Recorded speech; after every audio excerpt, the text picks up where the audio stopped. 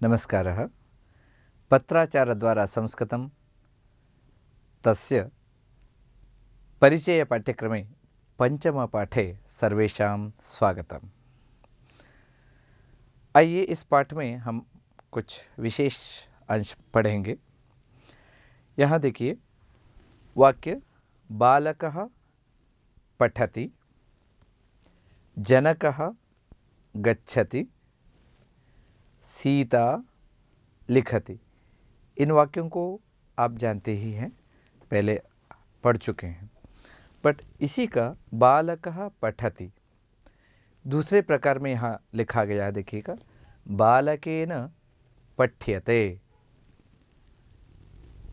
जनकः गच्छति, जनकेन गम्यते, सीता लिखति, सीतया लिख्यते। क्या इन दोनों वाक्यों में अर्थ का कोई भेद है? बिल्कुल नहीं। अर्थ दृष्टि से, भाव दृष्टि से समान वाक्य है। तथापि लिखने का दो प्रकार है। इसी में हम समझ सकते हैं, जनकः गच्छति, जनकेन गम्यते, अथवा बालकः पठति, बालकेन पठ्यते। दोनों वाक्य का अर्थ अथवा भाव समान है। भाषा में, संस्कृत भाषा में या किसी भाषा में ऐसे वाक्यों का दो प्रकार से लिखे या पढ़े जाते हैं या कहे जाते हैं। उसी का हम संस्कृत में जो वाक्यों को दूसरे प्रकार में जो लिखते हैं, उसका नियम हम आज इस पाठ में पढ़ेंगे। इसको यहाँ पर देखिए, बालकः पठति, बालक पढ़ता है। इसका अर्थ बन जाता है बालकेन पठ्यते का, बालक के द्वारा पढ़ा जाता है। उसी प्रकार जनकः गच्छति, जनकेन गम्यते, जनकेन गम्यते इसका अर्थ बनता है पिताजी के द्वारा जाया जाता है। सीता लिखति, सीता लिखती है। सीतया लिख्यते, सीता के द्वारा लिखा जाता है। ये दोनों प्रकार के वाक्य प्रायशः समान अर्थ ही देते हैं। अब इसमें जो बालकः पठति, इस वाक्य को हम अगर बहुवचन में परिवर्तित करते हैं, बालकाः पठन्ति, ये सब हम जानते ही हैं, आप भी जानते हैं। उसी प्रकार जनकः गच्छति, जनकाः गच्छन्ति, सीता लिखति, इस प्रकार का जो वाक्य है उसका बहुवचन या द्विवचन में हम परिवर्तन करना जानते हैं। परंतु इसमें देखिए, बालकेन पठ्यते, बालक के द्वारा पढ़ा जाता है। इसको अगर बहुवचन में परिवर्तित करना है, अर्थात बालकैहि, एक बालक के द्वारा पढ़ा जाता है, स्पष्ट हो गया। और बालकैहि, बालकों के द्वारा, उसमें क्रिया में कोई परिवर्तन नहीं होगा। देखिए, सुनिए, बालकैहि पठ्यते, बालकेन पठ्यते एक वचन, बालकैहि पठ्यते, अर्थात इसमें कर्ता और क्रिया का आपस में कोई संबंध यहाँ नहीं दिख रहा है। बालकेन पठ्यते एक वचन में है, ये भी एक वचन में, इसमें तो अंतर नहीं पता चल रहा है। परंतु बालकैहि, कर्ता के जगह अगर हम बहुवचन का प्रयोग करें तो क्रिया में भी बहुवचन होना चाहिए था। इसमें आपने देखा है, यहाँ पर क्रिया का बहुवचन नहीं होता है। इसलिए बालकों के द्वारा, बालकैहि पठ्यते, पढ़ा जाता है, पढ़ा जाता है एक वचन का ही रूप रहता है। और आप इसमें अंतर देखिएगा, यहाँ पर बालकः पठति में बालकः प्रथमा विभक्ति एक वचन में है। अब यहाँ पर वही बालक का रूप तृतीया विभक्ति में परिवर्तित हो गई। देखिए, बालकेन, बालकः बालकेन, अर्थात यहाँ पर कर्ता तृतीया विभक्ति में परिवर्तित हो गया। ये अंतर हम देख रहे हैं। क्रियापद का भी रूप देखिए, पठति से पठ्यते रूप बन गया। ये कैसे बना, आइए देखते हैं यहाँ पर थोड़ा सा। इसमें पठ्यते में अथवा पठति में धातु क्या है, पठ धातु है। पठ धातु, तो उसी के साथ साथ य जुड़ता है, अंत में ते। धातु संयोग य संयोग ते, उदाहरण के रूप में पठ संयोग य संयोग ते मिला करके पठ्यते, इसका रूप बन गया पठ्यते। अर्थ बन जाता है पढ़ा जाता है, पठ्यते। इसी प्रकार यहाँ देखिए गच्छति, इस क्रिया का धातु है गम। जैसे यहाँ पर दिखाया था, धातु गम पुनः य पुनः ते मिला करके गम्यते रूप बन गया है। वैसे सीता लिखति, लिखति में धातु क्या है, लिख धातु है, इसलिए लिख पुनः य पुनः ते मिला करके लिख्यते रूप बन गया। इसी प्रकार कुछ अन्य धातुओं का, क्रियापदों का यहाँ पर प्रयोग किया गया है पुस्तक के पाठों में। इसमें हम पढ़ते हैं। अधोलिखित वाक्यों को ध्यान से पढ़िए। भाषाभ्यास में देखिएगा, बालकेन पठ्यते, बालक के द्वारा पढ़ा जाता है। जनकेन गम्यते, पिता के द्वारा जाया जाता है। सीतया लिख्यते, सीता के द्वारा लिखा जाता है। उसी प्रकार देवक्या सूच्यते, मित्रेण खाद्यते, तया ताड्यते, शिक्षकेन प्रेष्यते, रजकेन क्षाल्यते, मया सह्यते, भक्तेन वन्द्यते। इस प्रकार ऐसे कुछ यहाँ पर अन्य क्रियापद भी प्रयुक्त हुए हैं, परंतु इन वाक्यों में कर्ता और क्रिया केवल दो का ही प्रयोग किया गया है। आगे हम कुछ उदाहरणों में कर्म के साथ भी इसका प्रयोग कैसे किया जा सकता है हम आगे देखेंगे। अब हमने जिन वाक्यों का वाचन किया, इस प्रकार का प्रयोग को कर्मणि प्रयोग भी कहते हैं। तो कुछ लोग इसको कर्मवाच्य से भी जानते हैं। तो कर्मणि प्रयोग में कर्म का ही प्रधानता होती है। तो हम अभी यहाँ अभ्यास में इस चीज़ को जानेंगे। यहाँ देखिएगा, रामः पाठं लिखति, रामः पाठं लिखति। रामः ये क्या है, कर्ता है, और लिखति क्या है, क्रिया है। रामः पाठं लिखति, फिर पाठं जो शब्द है वो क्या हुआ, कर्म। रामः किस चीज़ को लिखता है, पाठं लिखति, ये कर्म पद हो गया। यहाँ पर कर्ता सामान्य रूप में है, अर्थात प्रथम विभक्ति में है, एक वचन में है। तो इसी के अनुसार लिखति, इसका भी एक वचन का रूप है। रामः पठति, अगर मान लीजिए रामौ अगर होता, इसमें यहाँ पर क्या होता, लिखतः, रामौ लिखतः, अर्थात कर्ता का वचन जैसे ही बदलेगा वैसे ही क्रिया का भी वचन बदलेगा या बदलना पड़ेगा। रामः पाठं लिखति, अगर मान लीजिए राम पाठ को पढ़ता है, तो पाठम के जगह पर अगर हम वचन बदलते हैं, दो पाठों को लिखता है। रामः पाठौ लिखति, इसमें या इसमें कोई अंतर नहीं हुआ, अर्थात कर्म पद के बदलने से न कर्ता पर न क्रिया पर कोई प्रभाव पड़ा है। परंतु इस वाक्य में देखिए, रामेण पाठः लिख्यते, राम के द्वारा पाठ लिखा जाता है। क्या लिखा जाता है, पाठ लिखा जाता है। अगर इसमें पाठ के स्थान पर दो पाठ होते, अर्थात राम के द्वारा दो पाठ लिखा जाता है अगर बोले तो गलत हो जाएगा। इसलिए राम के द्वारा दो पाठ लिखे जाते हैं अर्थात इसमें भी अंतर पड़ा। रामेण पाठः लिख्यते, राम के द्वारा पाठ लिखा जाता है। रामेण पाठौ लिख्येते अर्थात लिखे जाते हैं, इसमें भी अंतर हुआ।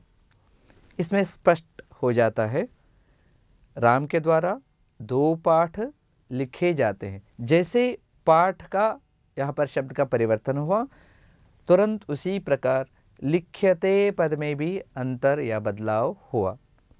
और उदाहरण के रूप में यहाँ देखिए, शिष्येण प्रश्नः पृच्छ्यते। शिष्यः प्रश्नं पृच्छति, इस वाक्य का कर्मणि प्रयोग में शिष्येण प्रश्नः पृच्छ्यते। उसी को देखिए अब यहाँ पर किस प्रकार कर्म का प्रभाव क्रिया पर पड़ता है, द्वितीय वाक्य में हम देख सकते हैं। शिष्येण एक वचन में था, इसमें भी शिष्येण एक वचन में ही है। शिष्येण प्रश्नाः कौन से वचन में है? बहुवचन में है। शिष्येण प्रश्नाः पृच्छ्यन्ते, पृच्छ्यते से पृच्छन्ते हो गया। यहाँ कर्ता एक वचन में ही है, तथापि क्रिया का बहुवचन का रूप हुआ। क्यों हुआ? कर्म पद का प्रभाव इसमें भी आया। कर्म में बहुवचन का रूप है, इसलिए क्रिया में भी बहुवचन का रूप आया। शिष्येण प्रश्नाः पृच्छन्ते। तो क्या क्रिया पर कर्ता का कोई प्रभाव पड़ता है क्या इन वाक्यों में? अब देख लीजिएगा, शिष्यैः ये बहुवचन में परिवर्तित हो गया। शिष्येण उसका तृतीय विभक्ति का बहुवचन का रूप शिष्यैः। शिष्यैः प्रश्नः, प्रश्नः एक वचन है। शिष्यों के द्वारा प्रश्न पूछा जाता है, पूछे जाते हैं नहीं है, क्योंकि प्रश्न एक है, एक वचन में है, इसलिए शिष्यैः प्रश्नः पृच्छ्यते। शिष्य के द्वारा, शिष्यों के द्वारा प्रश्न पूछा जाता है। अर्थात इसमें कर्ता का कोई प्रभाव क्रिया पर नहीं पड़ा, इसलिए क्रियापद एक वचन में है कर्म के अनुसार। अतः यह हम नियम इसमें कर सकते हैं, नियमन कर सकते हैं इसको। कर्म का प्रभाव केवल क्रिया पर ही पड़ता है, कर्ता का कोई इसमें संबंध नहीं है। इन वाक्यों में प्रश्नः पृच्छ्यते, प्रश्न पूछा जाता है। अन्य वाक्यों को पढ़ने से, देखने से पहले इसका रूप अन्य वचनों में या अन्य पुरुषों में क्या होगा हम अभी पढ़ेंगे, उसको देखेंगे। क्रियापदों का कर्मणि प्रयोग में रूप जानने से पहले कुछ प्रथम पुरुष में एक वचन का रूप हम बनाते हैं।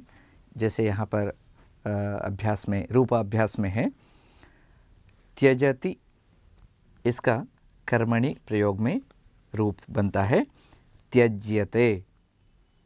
भक्षयति, भक्ष्यते।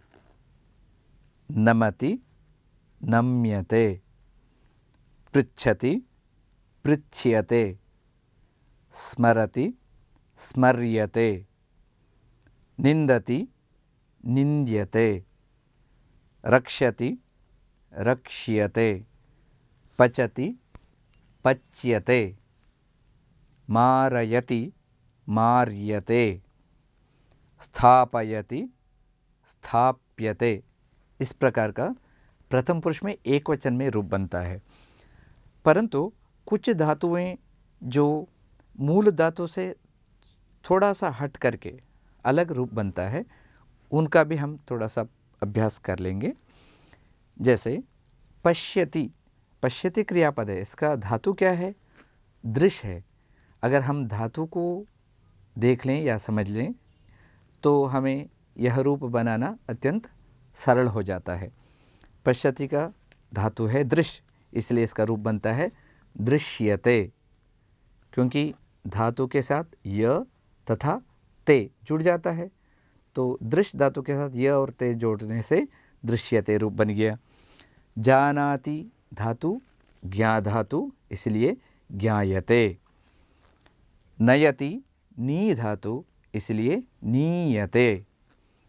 ददाति धातु दा धातु, तो दीयते इसका रूप दा से दी में परिवर्तित हो जाता है, दीयते।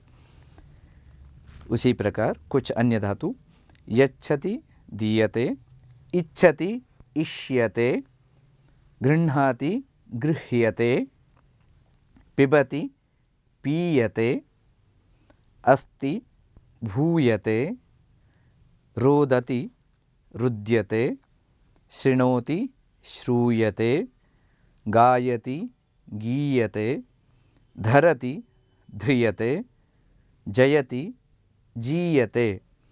इसी प्रकार आत्मनेपदी धातुओं का भी कर्मणि प्रयोग में रूप बनता है।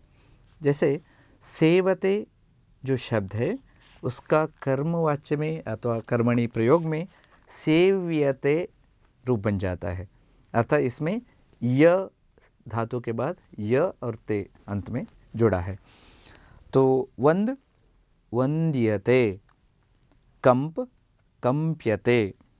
उसी प्रकार ऊहते उह्यते, याचते याच्यते, भर्त्सयते भर्त्स्यते, क्षमते क्षम्यते, शङ्कते शङ्क्यते, ग्रसते ग्रस्यते, अपेक्षते अपेक्ष्यते, लङ्घते लङ्घ्यते, ईक्षते ईक्ष्यते, भाषते भाष्यते, उपयुङ्क्ते उपयुज्यते, सेवते सेव्यते, श्लाघते श्लाघ्यते। तो इस प्रकार रूप बनता है।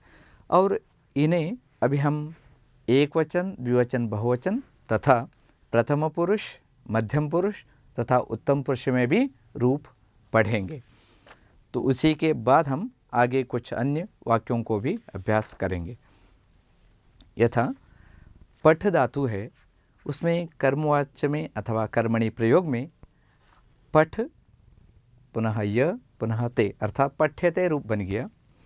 उसके पश्चात पठ्यते का जो रूप है वह सेव धातु जैसे आत्मनेपदी, आपने पहले ही पढ़ लिया है इन रूपों को, तो उसको थोड़ा सा याद करते हुए उनके साथ हम इसका योजन करेंगे।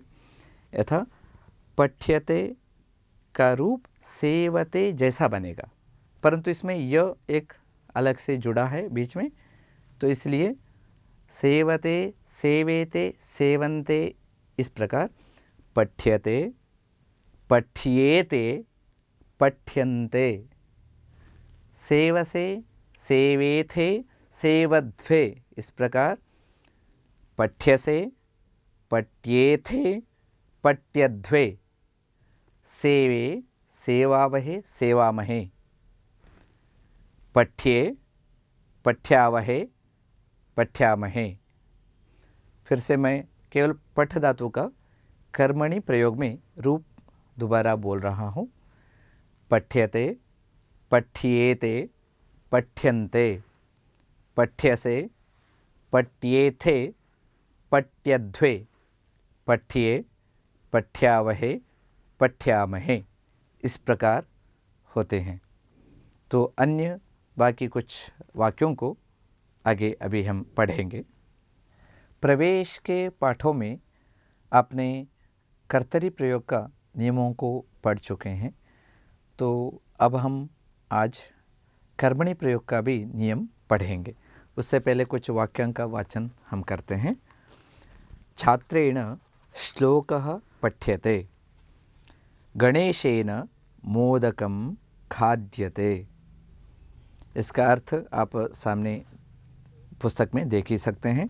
छात्र के द्वारा श्लोक पढ़ा जाता है, गणेश के द्वारा मोदक खाया जाता है। इस प्रकार निर्वाहकेन चिटिका दीयते, अर्चकेन पुष्पाणि अर्प्यन्ते, तेन देवाः नम्यन्ते, महिलया शाटिकाः क्षाल्यन्ते, अस्माभिः फलं खाद्यते, छात्रैः कोलाहलः क्रियते, मया गृहपाठाः लिख्यन्ते। भवता लेखन्यः नीयन्ते। दरिद्रेण कष्टं सह्यते। तेन मित्रं भर्त्स्यते। शिक्षकेन कार्यक्रमाः ईक्ष्यन्ते। जनकेन पुत्रः श्लाघ्यते। भगिन्या अनुजः क्षाम्यते, अर्थात बहन के द्वारा भाई को क्षमा किया जाता है। अब हम पहले कर्तरी प्रयोग में जो हम पहले नियम पढ़ चुके हैं उसका पुनस्मरण करते हुए आगे हम बढ़ते हैं। रामः पाठं लिखति, इस वाक्य में रामः क्या है? कर्ता, पाठम कर्म, लिखति क्रियापद है। रामः वचन इस शब्द का एक वचन है, इसलिए यहाँ पर भी क्या है? एक वचन में है क्रिया। रामः लिखति, रामौ लिखतः, रामाः लिखन्ति। अगर राम के जगह पर अहम शब्द होता, अहम पाठम क्या होना चाहिए? लिखामि, अहम पाठम लिखामि, अर्थात कर्ता और क्रिया का आपस में एक तो वचन संबंध है, हमने देख लिया, और दूसरा पुरुष संबंध भी है, अर्थात कर्ता का जो पुरुष होगा क्रिया में भी उसी पुरुष का प्रयोग किया जाता है। रामः पाठं लिखति, अहम पाठं लिखामि, त्वं पाठं लिखसि, वयं पाठं लिखामः, अर्थात कर्ता और क्रिया में दो संबंध है। क्या क्या है?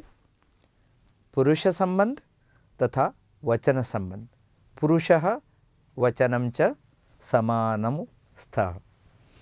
तो कर्ता और क्रिया में आपस में पुरुष और वचन का संबंध इसमें है। परंतु रामेण पाठः लिख्यते,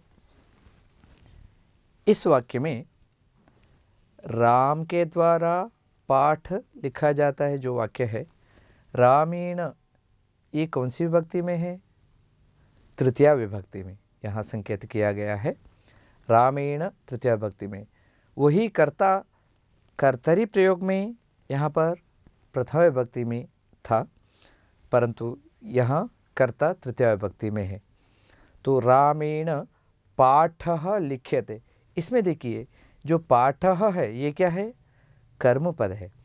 कर्मपद इस वाक्य में देखिए पाठम द्वितीय विभक्ति में था, संकेत भी दिया गया है, पाठम द्वितीय विभक्ति में है, किंतु पाठः प्रथमा विभक्ति में है, अर्थात यहाँ पर विभक्ति परिवर्तित हो गई कर्मपद की। तो पाठः लिख्यते, क्रिया का भी रूप परिवर्तित हुआ, हमने देखा कैसे परिवर्तित हुआ, कैसे परिवर्तित होता है। तो पाठः एक वचन है, लिख्यते इसलिए एक वचन में दिया गया है, अर्थात यहाँ पर पाठः कर्मपद के वचन के अनुसार इसमें भी परिवर्तन होता है। एक वचन में ही है इसलिए एक वचन, पाठः एक वचन में कर्मपद, इसलिए क्रिया एक वचन। हमने पहले भी उदाहरण में देखा हुआ है, और यहाँ देखिए उदाहरण के रूप में कर्म करैहि कार्याणि, कार्याणि कौन से वचन में है? बहुवचन में है, इसी के वजह से क्रियन्ते, कार्याणि क्रियन्ते। अगर कार्यम होता, कर्म करैहि कार्यम क्रियते, अर्थात कर्मचारियों के द्वारा कार्य किया जाता है, वही कर्मचारियों के द्वारा कार्याणि, अर्थात कार्य, बहुत से कार्य किए जाते हैं, इसलिए कार्याणि बहुवचन है तो क्रियन्ते यहाँ भी बहुवचन आया, अर्थात कर्म का जो वचन होता है क्रिया में भी वही वचन लगता है। तो केवल वचन मात्र नहीं, बल्कि इसमें जो पुरुष होगा, अर्थात प्रथम पुरुष होगा, पाठ है प्रथम पुरुष का है इसलिए लिख्यते प्रथम पुरुष में। अगर इसमें और मध्यम या उत्तम पुरुष होता, क्रिया में भी मध्यम अथवा उत्तम पुरुष का ही प्रयोग किया जाता। परंतु ऐसे मध्यम पुरुष और उत्तम पुरुष का जो उदाहरण है व्यवहार में कम मिलते हैं, इसलिए इस पाठ में उसकी चर्चा अधिक नहीं की गई है। तो रामेण पाठः पठ्यते, इस वाक्य में अर्थात ये कर्मणि प्रयोग है। इस वाक्य में रामेण अर्थात कर्ता तृतीया विभक्ति, कर्म प्रथमा विभक्ति, कर्मानुसार क्रिया का वचन तथा पुरुष। जैसे कर्तरी प्रयोग में कर्ता और क्रिया का पुरुष और वचन संबंध थे, उसी प्रकार इस वाक्य में कर्मणि प्रयोग में कर्म तथा क्रिया का यही दो संबंध अर्थात पुरुष और वचन संबंध होते हैं। और एक उदाहरण के तौर पर मैं कहता हूँ, यथा रामः माम पश्यति, अर्थात राम मुझको देखता है।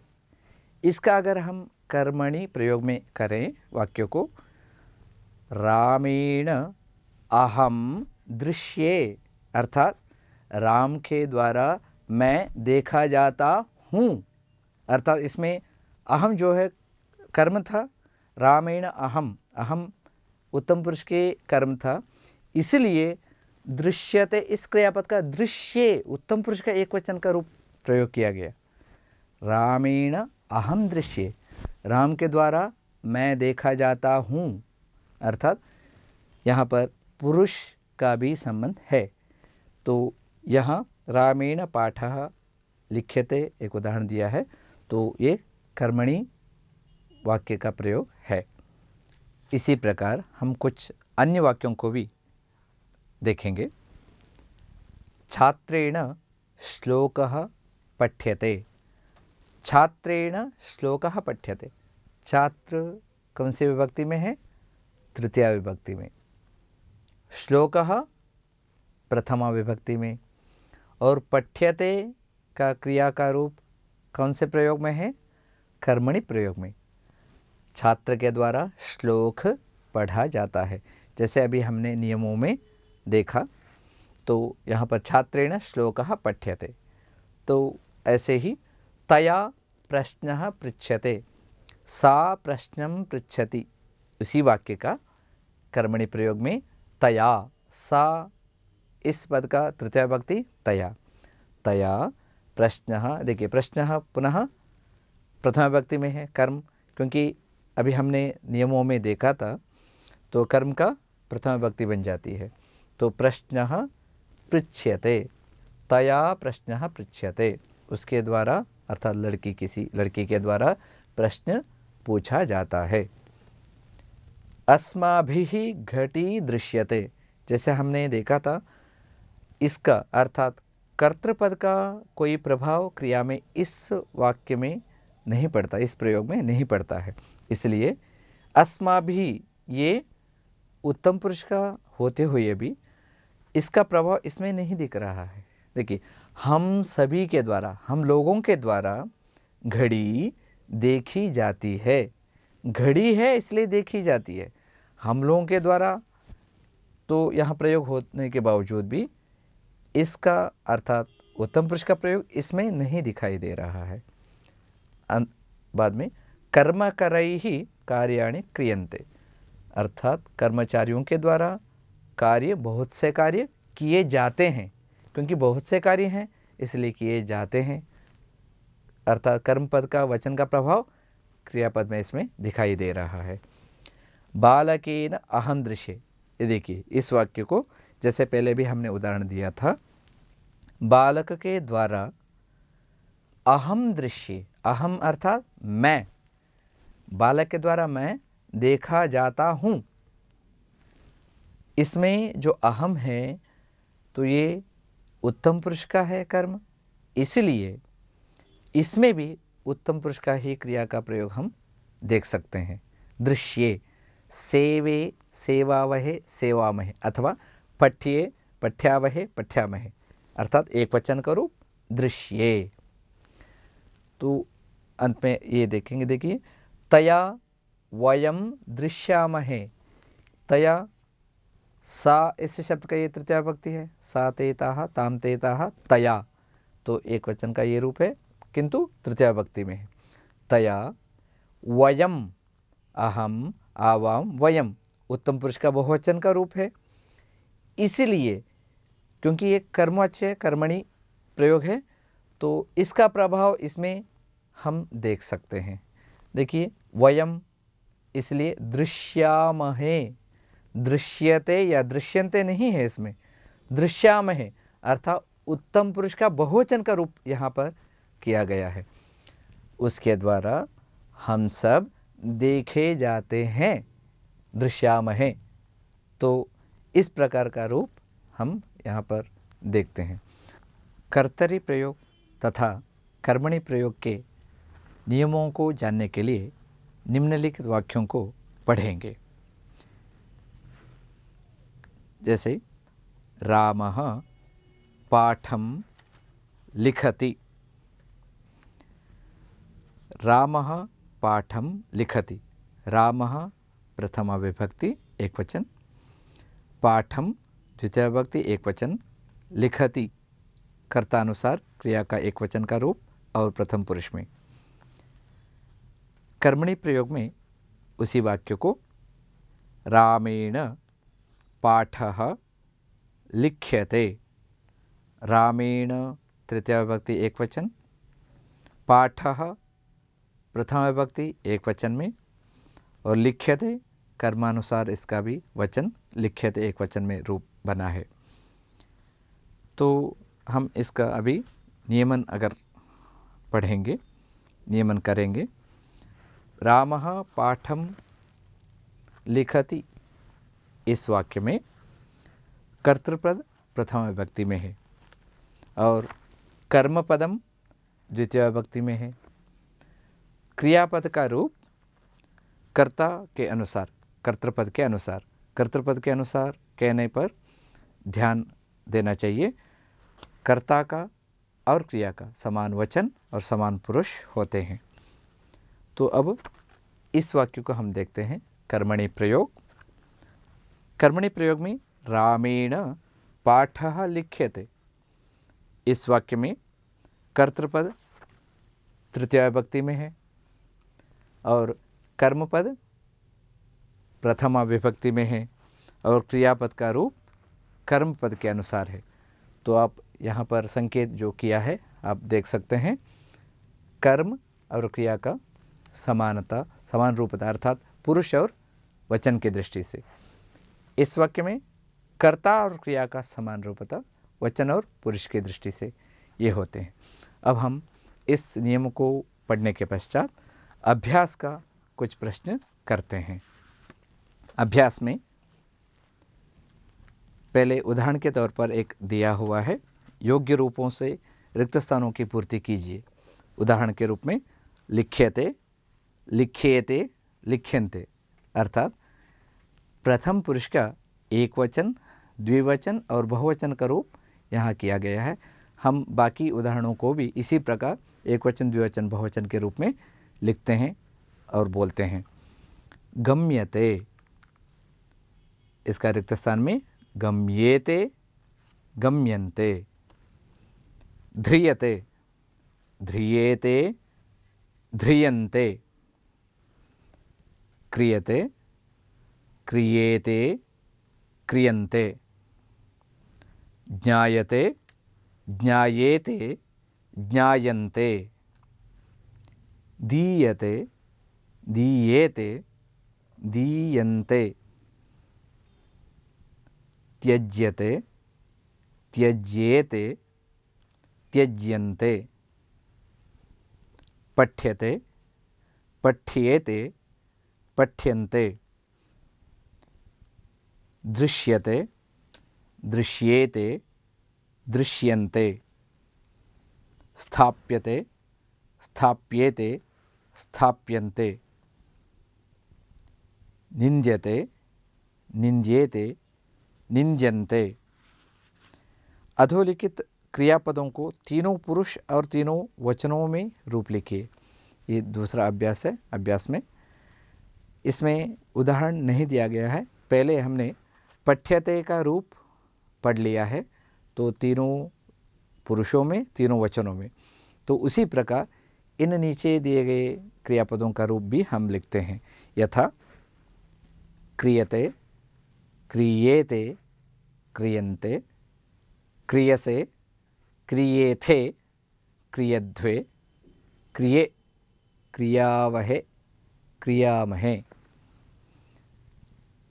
वैसे ही वन्द्यते, वन्द्यते, वन्द्येते, वन्द्यन्ते, वन्द्यसे, वन्द्येथे, वन्द्यध्वे, वन्द्ये, वन्द्यावहे, वन्द्यामहे।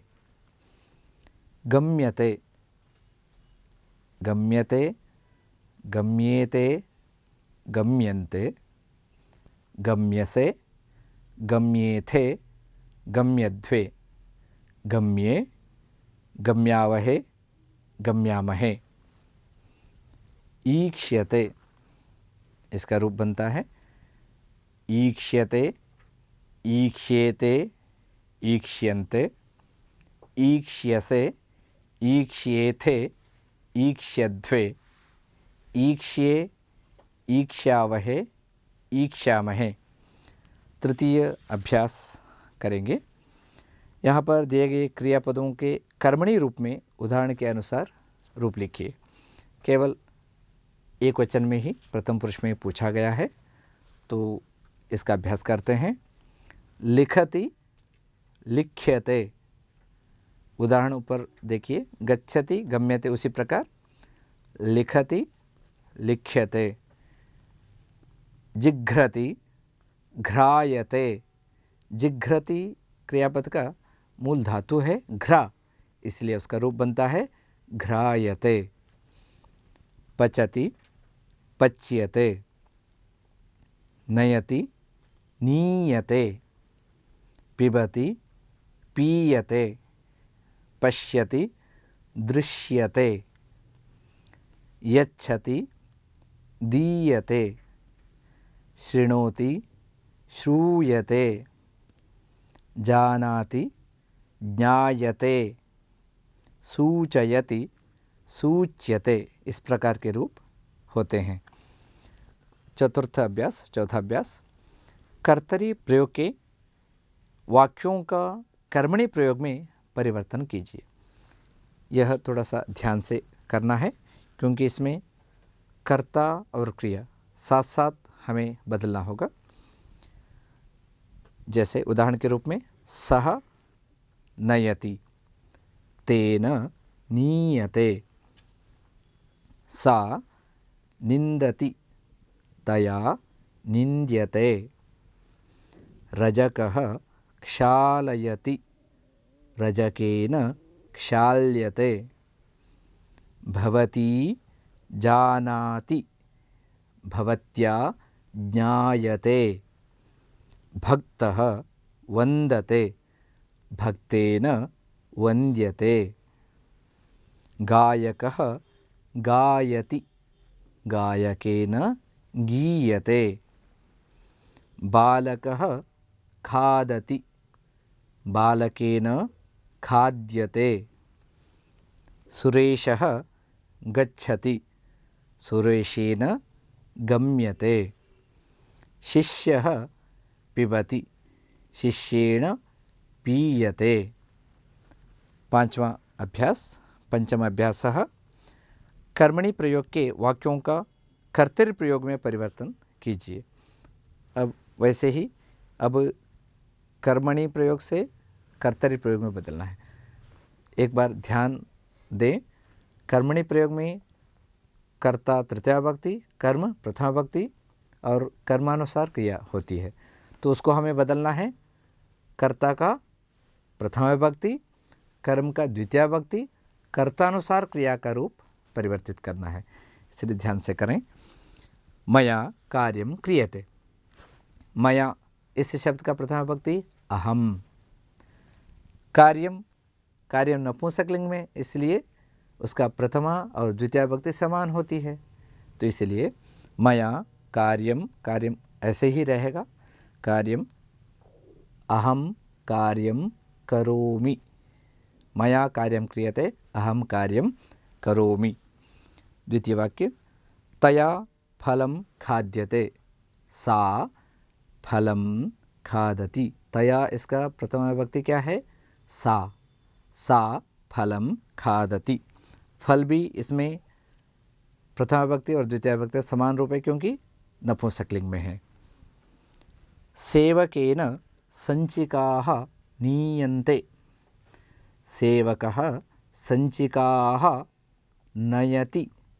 इसमें संचिकाः वैसे ही क्यों रह गया? क्योंकि स्त्रीलिंग में, आकारांत स्त्रीलिंग में प्रथमा बहुवचन और द्वितीय बहुवचन का रूप समान होते हैं। इसलिए सेवकः संचिकाः नयति। छात्रेण गृहपाठाः लिख्यन्ते, छात्रः गृहपाठान् लिखति। गृहपाठः शब्द पुल्लिंग में है और बहुवचन में है, इसलिए द्वितीय विभक्ति बहुवचन में रूप होता है गृहपाठान्। छात्रः गृहपाठान् लिखति। दरिद्रैः कष्टं सह्यते, दरिद्राः कष्टं सहन्ते। दरिद्राः बहुवचन में है क्योंकि हम कर्तरी प्रयोग में प्रयोग कर रहे हैं, इसलिए दरिद्राः कर्ता के अनुसार, सहन्ते बहुवचन में क्रिया को भी रखा। दरिद्राः कष्टं सहन्ते। तैः कार्यक्रमाः ईक्ष्यन्ते, ते कार्यक्रमान् ईक्षन्ते। तैः कार्यक्रमाः ईक्ष्यन्ते, ते कार्यक्रमान् ईक्षन्ते। ईक्ष्यन्ते और ईक्षन्ते में थोड़ा सा ही परिवर्तन होता है। देखिए बीच में केवल यकार का ही परिवर्तन है इसमें। ईक्षन्ते और ईक्ष्यन्ते, ईक्ष्यन्ते कर्मणि प्रयोग में है और ईक्षन्ते कर्तरि प्रयोग में है। भिक्षुक्या धनं याच्यते, भिक्षुकी धनं याचते। बालेन घट्यः दृश्यन्ते, बालः घटीः पश्यति। अब घटीः कैसे बना? क्योंकि घट्यः जो शब्द है ईकारांत स्त्रीलिंग शब्द है। घटी, घट्यौ, घट्यः। घटीं, घट्यौ, घटीः। प्रथम विभक्ति बहुवचन में घट्यः हो जाता है और द्वितीय बहुवचन में घटीः रूप बनता है, इसलिए बालः घटीः पश्यति। ताभिः पुष्पाणि घ्रायन्ते, ताः पुष्पाणि जिघ्रन्ति, ताः पुष्पाणि जिघ्रन्ति। गायकैः गीतानि गीयन्ते, गायकाः गीतानि गायन्ति। तो छठा अभ्यास, इसमें अधोलिखित वाक्यों को कर्मणि प्रयोग में परिवर्तन कीजिए। अर्थात कर्मणि प्रयोग में हमें अभी परिवर्तित करना है। कर्तरी प्रयोग के वाक्य यहाँ दिए गए हैं। बालकः पाठं पठति। कर्ता प्रथमा विभक्ति, कर्म द्वितीया विभक्ति, कर्तानुसार क्रिया इसमें है, इसलिए हमें परिवर्तित करना है। कर्ता को तृतीया विभक्ति में, कर्म को प्रथमा विभक्ति में और कर्मणि वाक्य में जो रूप बनता है क्रियापद का उसके अनुसार उसका भी रूप परिवर्तित करना होगा। बालकः पाठं पठति, बालकेन पाठः पठ्यते, बालकेन पाठः पठ्यते। सा घटीं पश्यति, तया घटी दृश्यते। भक्ताः देवं वन्दन्ते, भक्तैः देवः वन्द्यते, भक्तैः देवः वन्द्यते। ताः जलं नयन्ति, ताभिः जलं नीयते, ताभिः जलं नीयते।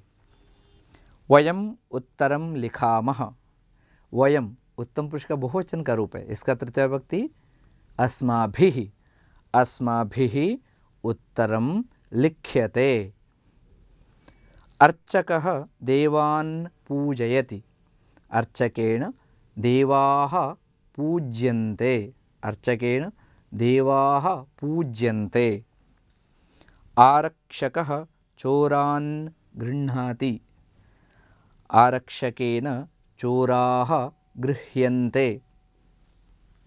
भारतीयाः नदीः पूजयन्ति, भारतीयैः नद्यः पूज्यन्ते, भारतीयाः नदीः पूजयन्ति, भारतीयैः नद्यः पूज्यन्ते। भवती शाटिकाः क्षालयति, भवत्या शाटिकाः क्षाल्यन्ते। सैनिकाः देशं रक्षन्ति, सैनिकैः देशः रक्ष्यते। कीटः फलानि खादति, कीटेन फलानि खाद्यन्ते। मशकाः रक्तं चूषन्ति, मशकैः रक्तं चूष्यते, मशकैः रक्तं चूष्यते। क्योंकि रक्तम शब्द नपुंसकलिंग में है, इसलिए इसका रूप परिवर्तित नहीं होता है। प्रथमा और द्वितीय में समान रूप होने की वजह से इसका रूप बदलता नहीं दिखाई देता है। मशकाः रक्तं चूषन्ति, मशकैः रक्तं चूष्यते। धन्यवाद।